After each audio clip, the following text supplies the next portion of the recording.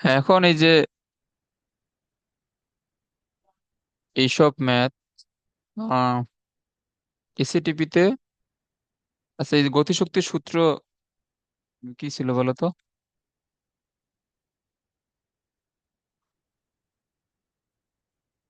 বলো।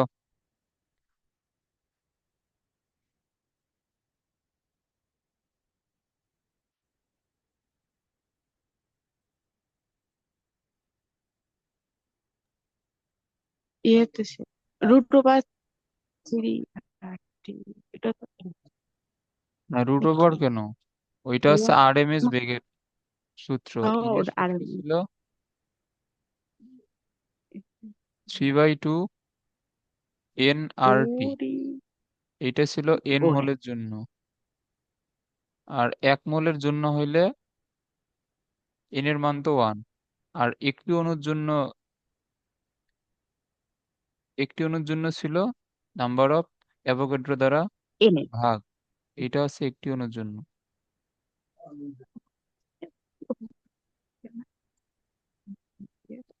ওকে। তো এই যে এখন যে এইটা খেয়াল করো, 1 নম্বরে বলছে যে এসএটিপি তে এসএটিপি তে টেম্পারেচার কত ছিল বলো?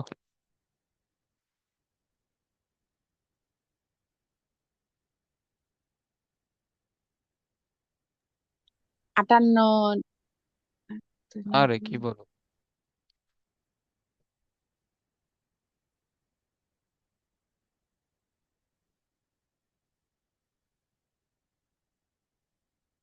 এসটিপি তে টেম্পারেচার হচ্ছে 25°C। তার মানে 398 কেলভিন। এখন বলছে 48 গ্রাম অক্সিজেনের এই যে গতিশক্তি কত, তাহলে এইখানে অক্সিজেনের মোল সংখ্যা হবে কত? 48 গ্রাম। আর অক্সিজেনের আণবিক ভর হচ্ছে 32। এইখানে যেটা আসবে এত মোল। তাহলে এত মোল এর জন্য তোমার এই গতিশক্তি হবে 3/2 এন এর মান এখান থেকে পাবা। আর আর যেহেতু বলছে এসিটিপি, এসিটিপির জন্য 25°C, এটা হবে 200, সরি এখানে 398 না, এখানে 298 হবে। 298 কেলভিন। এরপরে এর যেটা মান আসবে এটা অ্যান্সার। এটা বুঝছো? হুম এগুলা সূত্র মুখস্থ রাখতে হবে। এবং এসটিপি তে টেম্পারেচার, চাপ এবং আয়তন, এবং এসিটিপি তে পি, ভি এবং পি এর মান এগুলো সবসময় মুখস্থ থাকতে হবে। তারপর 2 নম্বর ম্যাথটা সেম। 2 নম্বর ম্যাথটা 2 গ্রাম হিলিয়াম, তাহলে এন এর মান হবে 1 মোল। তারপরে সেম ভাবেই টি দেওয়া আছে, ই এর মান বের করবো 3/2 এনআরটি দিয়ে। 33°C তাপমাত্রায় নাইট্রোজেনের আরএমএস বেগ। আরএমএস বেগের এই সূত্র ছিল কি? রুট বলো। Over three R T by M. হ্যাঁ, এটা সি ছিল √3 RT/m। এখানে নাইট্রোজেনের জন্য হচ্ছে 28 গ্রাম। তবে এইখানে সিআরএমএস বেগের যে সূত্র বা আরএমএস বেগের সূত্রে এটা ওই দিনও এটা এটা বলছিলাম যে এম এর মান সবসময় এখানে লিখতে হবে এসআই এককে, বা এইখানে হবে তোমার, যেহেতু এটা আমরা জানি এম এর মান থেকে গ্রাম পার মোলে, তো এটাকে 1000 দ্বারা ভাগ করে ওই কেজি পার মোলে নিয়ে যেতে হবে। তারপরে 3 RT এর মান এখানে তো দেয়াই আছে। আর এর মান জানো, এখানে আর এর মানও কিন্তু 8.314, অর্থাৎ যেটা এসআই এককে মান ছিল ওইটা ইউজ করতে হয়। তারপরে এখনো বলছে এসএটিপি তে অক্সিজেন গ্যাসের আরএমএস বেগের মান কত। তো এসএটিপি বললে শুধু তোমার টি এর মানটা চেঞ্জ হবে। এটা তো 25°C, এটা দিয়ে করবা। এসটিপি তে বলছে তাহলে টি এর মান হচ্ছে 0°C, মানে 273 কেলভিন, সাথে 27°C, 17°C। এই যে কক্ষ তাপমাত্রা এটা লিখে দিছিলাম, রুম টেম্পারেচার, বা এই যে কক্ষ তাপমাত্রা মানে যে কত ডিগ্রি সেলসিয়াস বলো?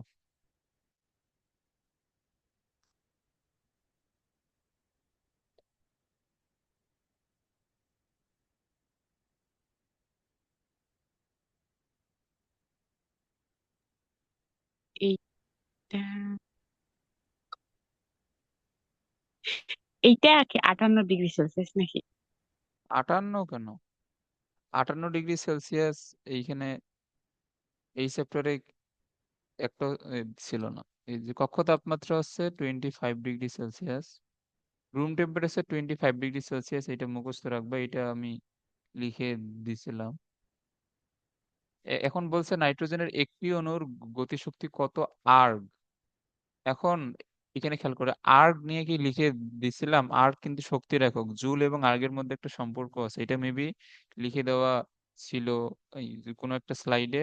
এটা তুমি যদি সব লেকচার নোট করো তাহলে এটা অবশ্যই একবার হলেও দেখার কথা এটা।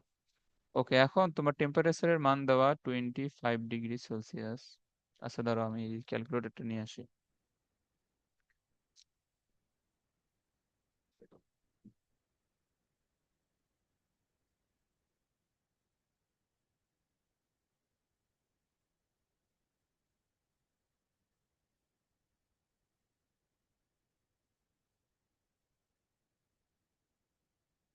আর সব পড়া ভালোভাবে রিভিশন দিয়ে রাখবা। আগের ক্লাস থেকে এই যে প্রশ্নগুলো যদি আটকাও তাহলে তো সমস্যা আর কি। এগুলো ভালোভাবে রিভিশন দিয়ে রাখবো সবকিছু। এটা হবে 298 কেলভিন। এখন একটি অণুর যে গতিশক্তি আমরা জানি 3/2 RT divide by number of Avogadro, 3/2 8.314। কক্ষ তাপমাত্রা 25 ডিগ্রি সেলসিয়াস, 298 কেলভিন, এটা হচ্ছে এত। এখন যে এককটা এটা হবে জুল এককে।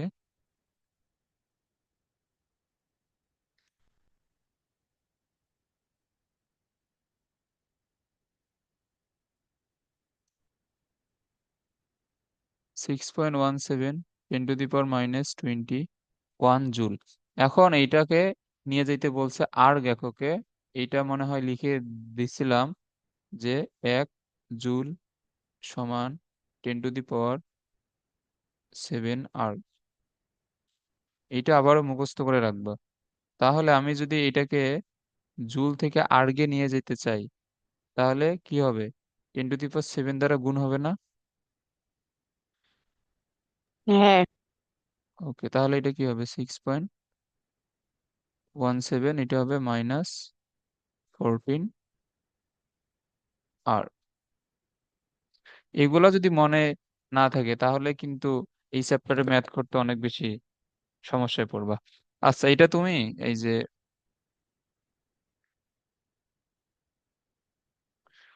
এখন এই যে 9 নম্বরে যেটা আছে, 9 নম্বরে বলছে হাইড্রোজেন, নাইট্রোজেন এবং কার্বন ডাই অক্সাইড গ্যাসের আরএমএস বেগের ক্রম কি হবে। এখন এটা যদি এমসিকিউ তে আসে, এখন না হয় এখন বলতে স্থির তাপমাত্রায় তোমাকে টেম্পারেচারের মানও তো দেওয়া নাই, মানে তুমি এখানে তুমি ভ্যালুটা বের করতে পারবা না। তো সিআরএমএস বেগের সূত্র কি? সিআরএমএস বেগের সূত্র তো আমরা জানি √3 RT/m। উপরে তিনটাই আছে ধ্রুবক, মানে থ্রিও ধ্রুবক, আরও ধ্রুবক, টিও, যেহেতু বলছি স্থির তাপমাত্রায় তার মানে টি ধ্রুবক, তাহলে সি এখানে কার উপরে নির্ভরশীল? 1/√m। তাহলে এখন এখানে কার আরএমএস বেগ সবচেয়ে বেশি হবে বলো তো? হাইড্রোজেন। হ্যাঁ, যার এম এর মান অর্থাৎ আণবিক ভরের মান সবচেয়ে কম হবে, যেহেতু সি এর সাথে এর সম্পর্ক ব্যস্তানুপাতিক, কিন্তু হাইড্রোজেনের ভর সবচেয়ে কম, কিন্তু এর মানটা হবে সবচেয়ে বড়। তারপর নাইট্রোজেন হচ্ছে 28, তারপরে হবে নাইট্রোজেন, এরপরে কার্বন ডাই অক্সাইড 44 বা 44, এটা সবচেয়ে বড়, সেহেতু এর আরএমএস বেগ হবে সবচেয়ে কম। এটা বুঝছো? হুম, বুঝছি। সেম ভাবে 10 নম্বরটার অ্যান্সার এখানে কি- এখানে কি হবে?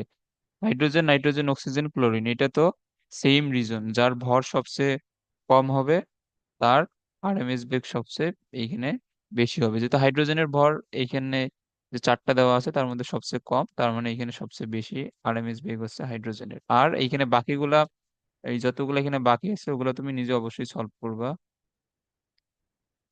আচ্ছা। এরপরে 25 ডিগ্রি সেলসিয়াস তাপমাত্রায় 10 গ্রাম। এখন এখানে তোমাকে এন এর মানটা বের করে নিয়ে তারপর 3/2 এনআরটি, না সরি এটা না, 10 গ্রাম অক্সিজেন গ্যাসের আরএমএস বেগ। এখন দেখো, এই যে এই ম্যাথটাতে কিন্তু তোমার 10 গ্রাম দিয়ে কোনো কাজ নাই আসলে, কারণ তোমার আরএমএস বেগের সূত্র হচ্ছে √3RT/m। এইখানে তোমার 10 গ্রাম না 20 গ্রাম এটা দিয়ে কোনো কাজ নাই আসলে। এখন তোমার এটা তুমি ডিরেক্ট যে আর এর মান হচ্ছে 314, টি এর মান হচ্ছে 25 মানে 298 কেলভিন, আর এখানে কি হবে, যেহেতু অক্সিজেন 32 গ্রাম, তাহলে এত কেজি।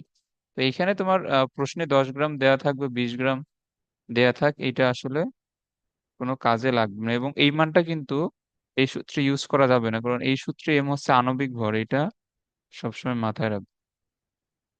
তাহলে এটা আসে 481.946। এটাই অ্যান্সার। এইখানে তোমার 10 গ্রাম 20 গ্রাম 100 গ্রাম যাই দেওয়া থাক না কেন, এটা কোনো কাজে লাগবে না আসলে আরএমএস বেগ নির্ণয়ের ক্ষেত্রে। তবে এটা গতিশক্তি নির্ণয়ের ক্ষেত্রে অবশ্যই লাগবে, কারণ এই যে গতিশক্তি নির্ণয় করতে গেলে আমাদের 3/2 এনআরটি সূত্রটা লাগে। তো 12 নম্বরটা তুমি নিজে করবা। 2 মোল হাইড্রোজেনের গড় গতিশক্তি সেম, 5 গ্রাম অক্সিজেনের এই যে গতিশক্তি সেম। এখন দেখো, 1 গ্রাম কার্বন ডাই অক্সাইডের গতিশক্তি আর্গ এবং ক্যালোরি এককে। তো জুল এবং আর্গের মধ্যে তো সম্পর্ক শিখলাম যে 1 জুল সমান 10⁻⁷ আর্গ। আর জুল এবং এই ক্যালোরির মধ্যে সম্পর্ক কি বলতো? 1 ক্যালোরি সমান 4.2 জুল। হ্যাঁ, 1 ক্যালোরি সমান 4.2 জুল। তাহলে তুমি এইখান থেকে প্রথমে জুলে আনবা, মানে তোমার যে 3/2 এনআরটি সূত্রে অ্যাপ্লাই করলে যে এককটা আসবে, এইটা আসবে জুল এককে। তো জুল একক থেকে তুমি 10⁻⁷ দ্বারা গুণ করবা, এটা যাবে আর্গ এককে। আবার ওইখান থেকে তোমার এই ক্যালোরিতে নিয়ে আসতে হলে 4.2 দ্বারা ভাগ করা লাগবে, যেহেতু 1 ক্যালোরি সমান 4.2 জুল। তো তো জুল থেকে ক্যালোরিতে নিয়ে আসতে হলে 4.2 দ্বারা ভাগ করা লাগবে। এটা তুমি নিজে করিও। অণুসমূহের মোট গতিশক্তি সেম ম্যাথ, এগুলো করবা। যে উষ্ণতায় হাইড্রোজেন অণুগুলোর গড় গতিশক্তি এত কিলোজুল/মোল, সেই উষ্ণতায় হাইড্রোজেন অণুর গড় বর্গবেগের বর্গমূল নির্ণয় করে। দেখো 17 নাম্বারটা। আচ্ছা, 17 নাম্বারটা এখানে একবার নিজে পড়ে বলো তো এটা কিভাবে সলভ করা লাগবে।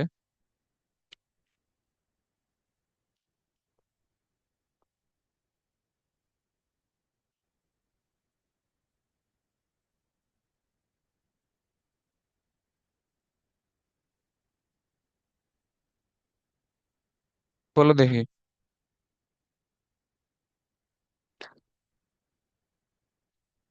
আগে এখানে তোমাকে এই গতিশক্তির সূত্র থেকে টি এর মানটা বের করে নেওয়া লাগবে। যে উষ্ণতা হাইড্রোজেন গ্যাসের অণুগুলির গড় গতিশক্তি এত। আচ্ছা, এখন হাইড্রোজেন গ্যাসের অণুগুলির গড় গতিশক্তি এত, মানে এটার একটা অণুর জন্য এই এই গতিশক্তিটা দেওয়া আসলে। তাহলে এখানে কি হবে, 3/2 RT/NA, এত কিলোজুল/মোল। না, যেহেতু পার মোল দেওয়া, তাহলে এখানে 1 মোল অণুর গতিশক্তি না, তাহলে এখানে এটা NA দ্বারা ভাগ হবে না, যেহেতু পার মোল আছে। মানে এখানে এই যে পার মোল একক দ্বারা এটা এই যে কি বোঝায়, যে প্রতি মোলে এত জুল শক্তি। তাহলে এখানে কি হবে, এত এই কিলোজুল যেহেতু দেওয়া, আমি যদি এটাকে জুলে নিয়ে যাই, 3.742 ইন্টু 1000 দিলে আসবে জুলে,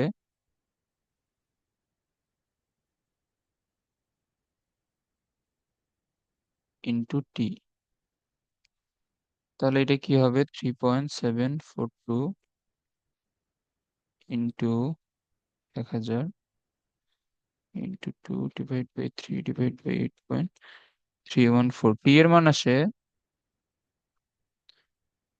300.056 কেলভিন। তো টি এর মান তুমি পেয়ে গেলে। এখন বলছে যে এই তাপমাত্রা হাইড্রোজেন অণুর তোমার সিআরএমএস বেগ, তাহলে এটা কি হবে,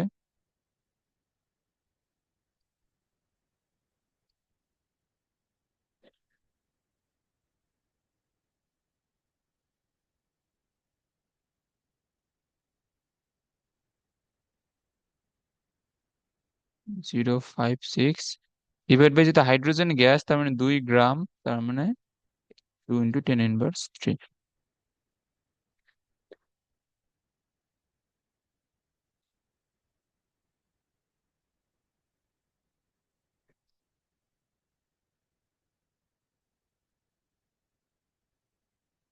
এটা আসে 1934.429 মিটার পার সেকেন্ড। এই ম্যাথটা কি এটা ক্লিয়ার? দেখো এইখানে যেহেতু পার মোল এককটা দেওয়া, এইটা দেখেই তোমাকে বুঝতে হবে যে এইটা প্রতি, যে মানে এক মোলে যে গতিশক্তিটা এইটাই দেওয়া। তো এইখানে আমরা এক মোলের জন্য যে সূত্র এটা ইউজ করছি, এইটা কি, এটা বুঝছো? হ্যাঁ, বুঝছি। ওকে, এইটা ভালোভাবে মাথায় রাখবা। তুমি এখানে একক দেখেই কিন্তু কোন সূত্রটা এখানে ইউজ করবা এটা বুঝতে হবে আসলে। তো এটা তারপরে টি এর মান বের করে এটা আসে। তারপরে 18 নম্বর অনেক ইজি।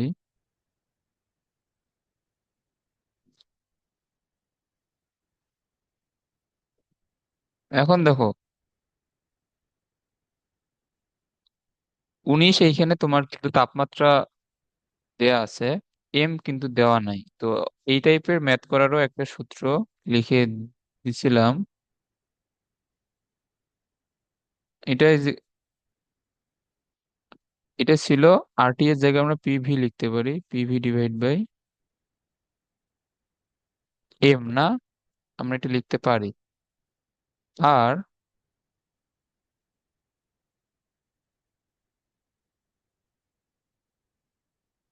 আয়তন দেওয়া।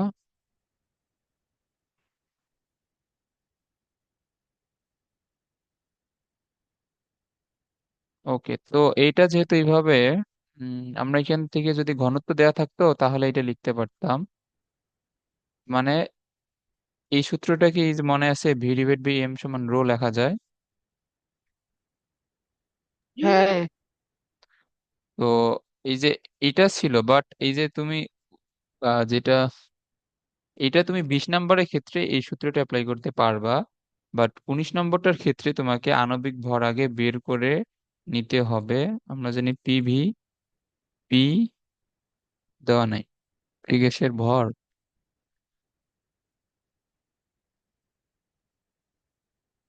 25 ডিগ্রি সেলসিয়াস তাপমাত্রায় 2 এত লিটার, একটি গ্যাসের ভর এত হলে,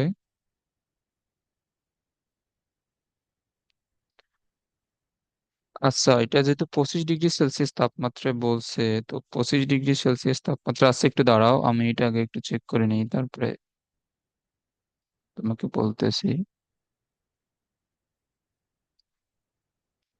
2.49 ডিভাইড বাই, এটা হবে এত মোল। তাহলে W divide by M,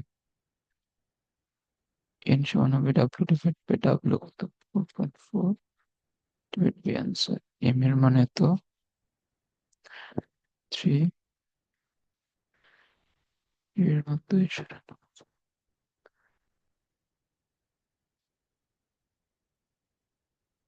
O sorry, এটা তো গ্রাম।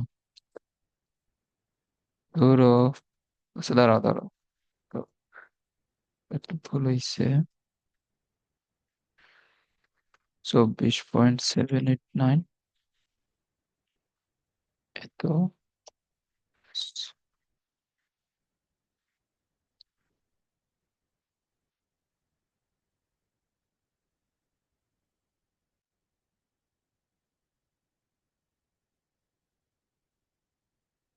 চারশো 11, হ্যাঁ। এটা এই যে, আচ্ছা দেখো, এই সূত্রটা তো আমাদের আগের স্লাইড গুলোতে লেখা ছিল যে C is equal to 3 P by rho. এইখানে 19 নম্বরে যেটা আসলে হবে, দেখো এইখানে তুমি যে আমাদের সিআরএমএস বেগের সূত্রে যে এম আছে বা আণবিক ভর, তুমি এটা বের করার জন্য যদি এই সূত্রটা অ্যাপ্লাই করো, তো এই সূত্র থেকে, তো W divide by M R টি, তোমার এখানে ভি দেওয়া, ডাব্লিউ দেওয়া, আর দেওয়া, আর তো জানো টি দেওয়া, বাট পি দেওয়া নাই। তো পি যেহেতু দেওয়া নাই, তুমি এই সূত্র থেকে এম এর মানটা বের করতে পারবা না। এটা বুঝছো যে এইখান এই সূত্র থেকে এটা বের করা যাবে না যেহেতু পি দেওয়া নাই। ওকে, এখন পি যেহেতু দেওয়া নাই, আমি আরেকটা ওয়ে বের করতে পারি। এই যে 25 ডিগ্রি সেলসিয়াস তাপমাত্রা মানে এসটিপি, নাকি এই এই যে তোমার 25 ডিগ্রি সেলসিয়াস তাপমাত্রা মানে এসএটিপি, আমরা একটু আগে শিখলাম। এখন এসএটিপি তে 1 মোল একটা গ্যাসের আয়তন এই যে কত বলো তো?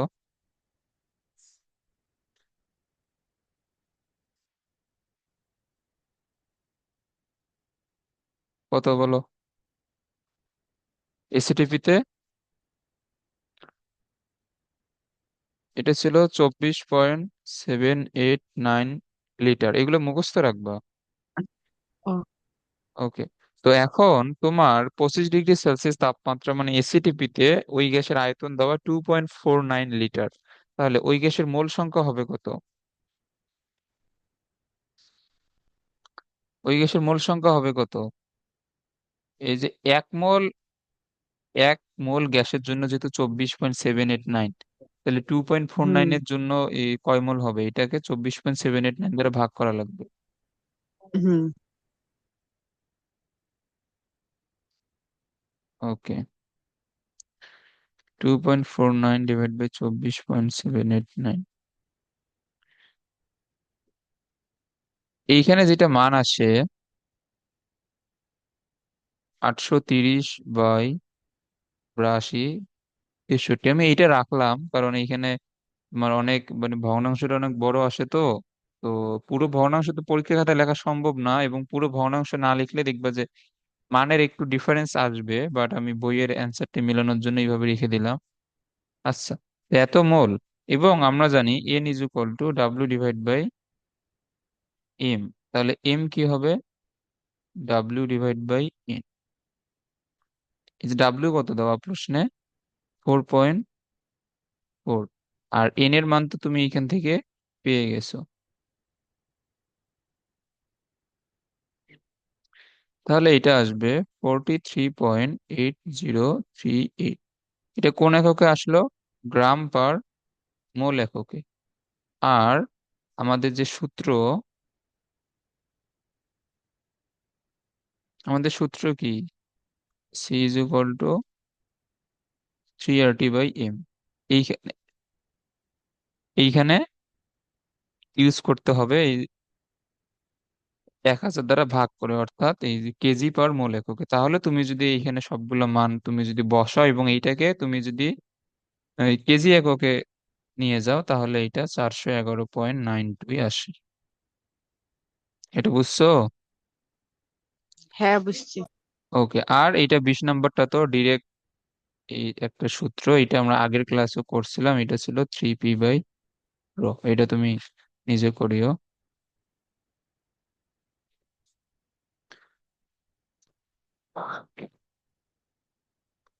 আচ্ছা, 21 নাম্বার হচ্ছে 25 ডিগ্রি সেলসিয়াস তাপমাত্রা হাইড্রোজেনের আরএমএস বেগ নাইট্রোজেনের তুলনায় কত গুণ বেশি? দুইটা বের করবা, তারপরে এইখানে কম্পেয়ার করবা কোনটা কার চেয়ে কত গুণ বেশি। চুনাপাথরের বিয়োজনে যে গ্যাস উৎপন্ন হয়, এটা আগের ক্লাসেও আমরা পড়ছি। চুনাপাথর মানে হচ্ছে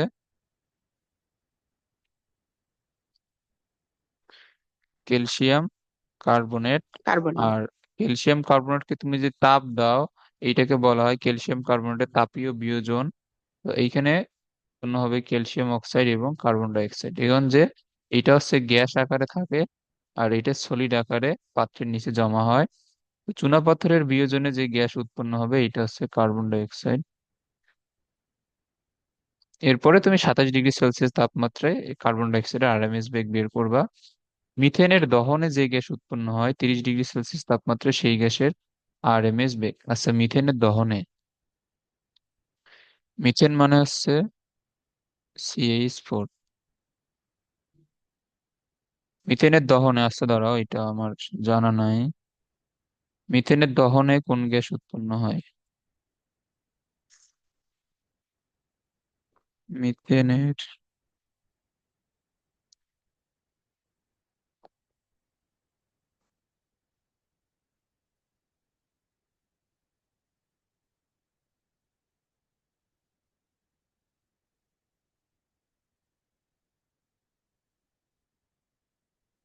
আচ্ছা, মিথেনের দহনেও এই যে কার্বন ডাই অক্সাইড উৎপন্ন হয়। আর দহন মানে হচ্ছে অক্সিজেন দ্বারা এই যে বিক্রিয়া করানো, এইটা জেনে রাখবা। দহন মানে হচ্ছে অক্সিজেন দ্বারা বিক্রিয়া করানো। তো এইখানেও আসলে কার্বন ডাই অক্সাইড গ্যাস উৎপন্ন হবে। তো এইখানে সমতা করার জন্য, আচ্ছা তুমি এটা আপাতত জেনে রাখো, আমরা দহন নিয়ে অন্য কোনো চ্যাপ্টারে জানবো। তো মিথেনের দহনে কার্বন ডাই অক্সাইড গ্যাস উৎপন্ন হয়, এটা একটু এই চ্যাপ্টারের জন্য মুখস্থ রাখবা। আচ্ছা, যে গ্রিন হাউসের জন্য দায়ী কোন গ্যাস বলো তো?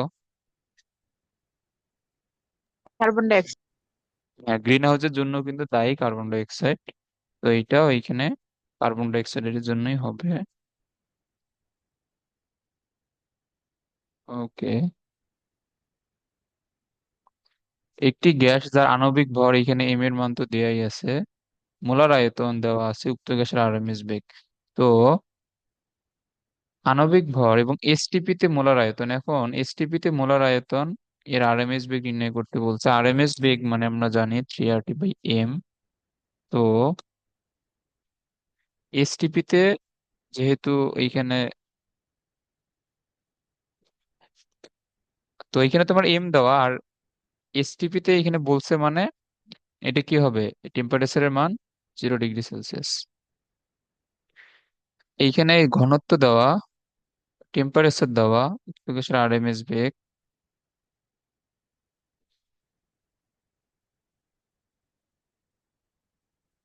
3p/ρ। আচ্ছা দাঁড়াও, এসিটিপি তে টেম্পারেচারের মান ছিল কত, সরি চাপের মান।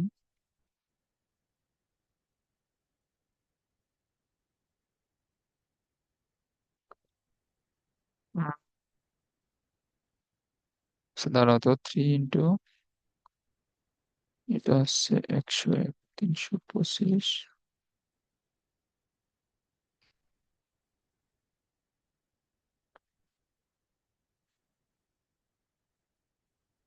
একটি একটি গ্যাস যার ঘনত্ব দেওয়া আছে 25°C তাপমাত্রায়, উক্ত গ্যাসের আরএমএস বেগ নির্ণয় করো। 3p/ρ 515। আচ্ছা এখানে চাপ তো দেওয়া না। আচ্ছা এই ম্যাথটা আপাতত থাক, এটা আমি এরপরে নিজে সলভ করে এখন এরপরে তোমাকে জানাবো, কারণ এটার জন্য কোনো সূত্র আসলে পাইতেছি না এখন। এটা আমি তোমাকে পরে সলভ করে জানাবো এখন। আর এর আগে যতগুলো ম্যাথমেটিক্যাল টাইপ ছিল এগুলা সবগুলো রিভিশন দিবা। তোমার অনেক কিছুই মনে নাই, তোমার হয়তো ভালো মতো রিভিশন দেয়া নাই, এগুলা অবশ্যই ভালো মতো রিভিশন দিবা। আর স্লাইডে যতগুলো ম্যাথ আছে প্লাস হাজারি স্যারের ম্যাথ, সবই যাতে সলভ করা থাকে যাতে।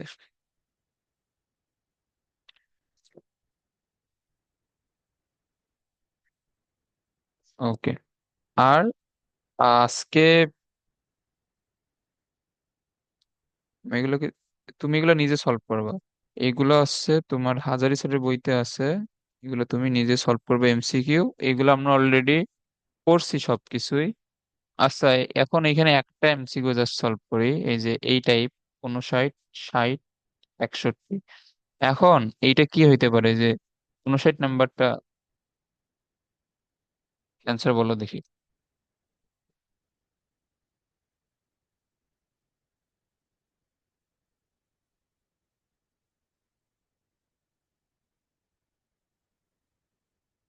এটা বলো। এটা হবে ক নাম্বার। হ্যাঁ এটা হবে ক নম্বর। এর পরেগুলা তুমি নিজেই পারবা। এই যে 61 নম্বরটা কি হবে বলো।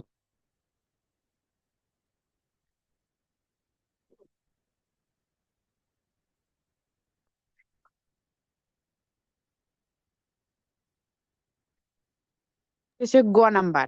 হ্যাঁ এটা হবে গ নম্বর। এরপরে তুমি এগুলো নিজেই সলভ করিও, সহজ আছে। আচ্ছা এরপরে আমাদের মোটামুটি ম্যাথমেটিক্যাল পার্ট শেষ। এরপরে আমাদের থিওরিটিক্যাল পার্ট। এখন আদর্শ গ্যাস এবং বাস্তব গ্যাস, এখন আমরা এর আগে যতগুলো সূত্র আমরা শিখছিলাম, বয়েল, চার্লস, লুসাক, তারপরে অ্যাভোগাড্রো, তারপরে আংশিক চাপ সূত্র, ডাল্টনের আংশিক চাপ সূত্র আর কি, আর এরপরে গ্রাহামের ব্যাপন সূত্র, যাই শিখছি এগুলো মূলত সবগুলা আদর্শ গ্যাসের জন্য এগুলো প্রযোজ্য হয়। বাট আমরা আমাদের নর্মালি যেসব গ্যাস আমরা ইউজ করি রিয়েল লাইফে, এগুলা কোনোটাই আদর্শ গ্যাস না আসলে। তো আদর্শ গ্যাস এটা একটা থিওরি, আসলে এটা ধরে নিয়ে এগুলো সূত্র ইমপ্লিমেন্ট করা হয়েছে। তবে আমাদের রিয়েল লাইফে আমরা যেগুলো গ্যাস ইউজ করি বা গ্যাস আছে এগুলো হচ্ছে বাস্তব গ্যাস। তো আদর্শ গ্যাস এবং বাস্তব গ্যাস ভিন্ন, এদের কোন কোন আচরণে এদের ভিন্নতা আছে এটাই আমরা দেখবো। আর আদর্শ গ্যাসের কিছু স্বীকার্য লিখে দিছিলাম যে আদর্শ গ্যাসের আ- যে ওদের নিজের অণুগুলার যে আয়তন, সেগুলা পাত্রের আয়তনের তুলনায় অনেক বেশি নগণ্য। এরপরে আরেকটা লিখে দিছিলাম যে আদর্শ গ্যাসের অণুগুলোর মধ্যে এই কোনো ধরনের আকর্ষণ অথবা বিকর্ষণ বল নাই। এগুলো কি মনে আছে? হুম।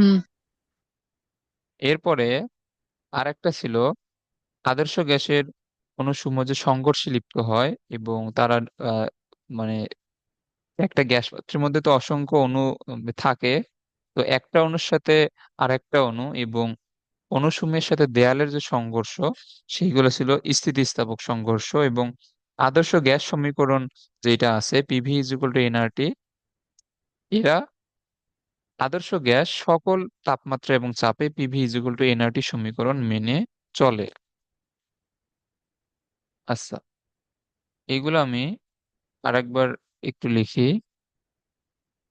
তোমার এটা সংজ্ঞা আসতে পারে।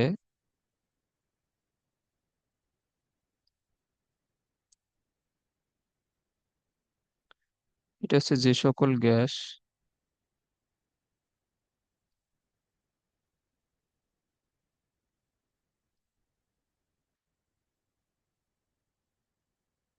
সকল তাপমাত্রা এবং চাপে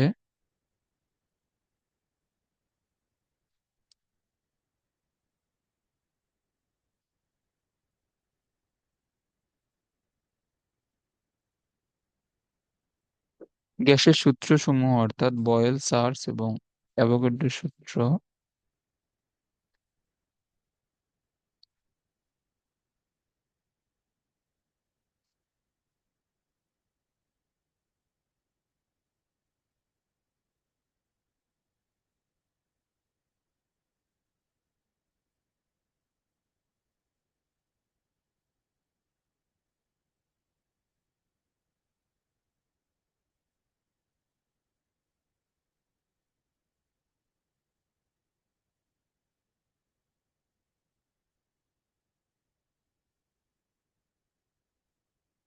ওকে।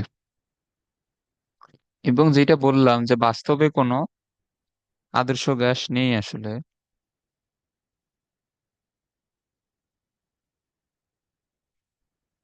তবে এমন না যে ওইসব সূত্র ভুয়া, মানে যেহেতু কোনো আদর্শ গ্যাস নাই, তো এইসব সূত্র আসলো তাহলে কই থেকে? তো এইসব সূত্র আসলে বাস্তব গ্যাসের উপর আহ, এই বিভিন্ন শর্ত আমরা যদি প্রযোজ্য করি বা বিভিন্ন শর্ত প্রয়োগ করলে বাস্তব গ্যাস অলমোস্ট প্রায় আদর্শ গ্যাসের মতো আচরণ করে। তবে পুরোপুরি বা 100% আদর্শ গ্যাসের মতো পাওয়া যায় না আসলে। তো এইটা আসলে ধরে নিয়ে এই যে আমরা আগে যেগুলো সূত্র পড়ছি এগুলো নিয়ে আসা হয়। তো বাস্তবে কোনো আদর্শ গ্যাস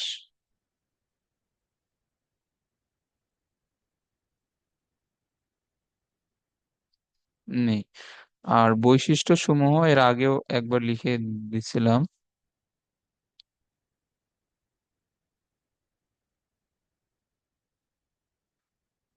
আজকে একটু, এটা ছিল এই যে অনুসমূহের মধ্যে কোনো আকর্ষণ বা বিকর্ষণ বল নেই।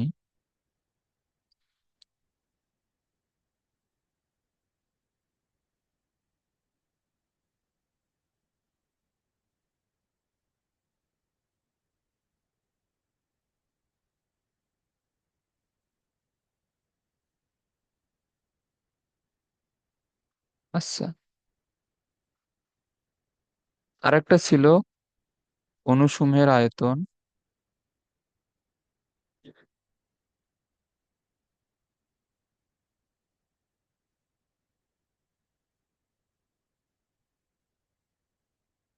পাত্রের আয়তনের তুলনায় নগণ্য।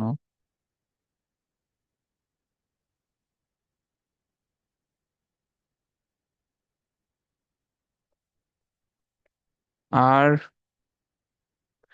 আরেকটা জিনিস এইখানে জেনে রাখো, এটা হচ্ছে আদর্শ গ্যাসের অনুসমূহের উপর কোনো ধরনের অভিকর্ষ প্রভাব নেই। অনুসমূহের মধ্যে।